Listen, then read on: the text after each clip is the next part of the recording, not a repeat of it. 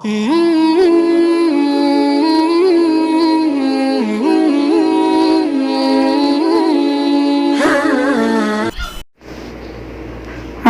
আলাইকুম দিনী ভাই ও বোনেরা, সবাই কেমন আছেন? যে যেখান থেকে আমাদের এই ভিডিওটি দেখছেন সবাইকে জানাই আন্তরিক মুবারকবাদ।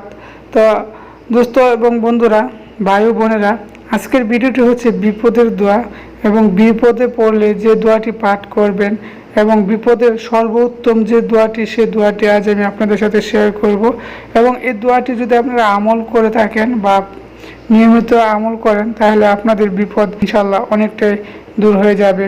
তো এই বিপদের দোয়াগুলো যদি আপনারা বিভিন্ন সোশ্যাল মিডিয়াতে শেয়ার করেন, আপনার ফ্রেন্ডরা দেখবে এবং শিখবে, তারাও তো এই দোয়াটি আমি পাবলিশ করার আগে, আপনাদের সাথে শেয়ার করার আগে একটি রিকোয়েস্ট করব, ইসলাম প্রচারের স্বার্থে আমাদের এই চ্যানেলটা সাবস্ক্রাইব করে রাখবেন এবং বিভিন্ন ছোট ছোট আমল আপনারা শিখবেন এবং এই ভিডিওটির একটি লাইক দিয়ে যাবেন এবং বন্ধুদের সাথে ভিডিওটি শেয়ার করবেন। তো দোয়াটি আমি স্ক্রিনে দিলাম, দেখেন।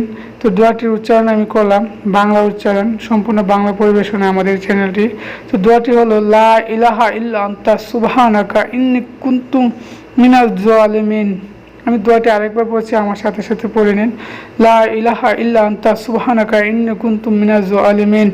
এর বাংলা অর্থ হলো, এক আল্লাহ, তুমি ছাড়া কোনো মাবুদ নেই, তোমার পবিত্রতা বর্ণনা করছি, নিশ্চয়ই আমি সীমা লঙ্ঘনকারী।